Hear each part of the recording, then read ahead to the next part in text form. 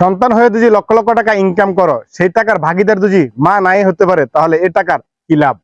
প্রিয় দর্শক, আসসালামু আলাইকুম। আশা করি সবাই ভালো আছেন। ইনশাল্লাহ আমিও ভালো আছি, আপনাদের দোয়া বরকতে। প্রিয় দর্শক, এমনই একজন মানবতার ফেরিওয়ালার কথা বলবো, যিনি কিনা লোক সমাজের সামনে মানবতার ফেরিওয়ালা সাজে, কিন্তু নামাজ পড়তে পড়তে কপালে দাগ ফালাই দেয়, কিন্তু তার মায়ের খবর নেয় না।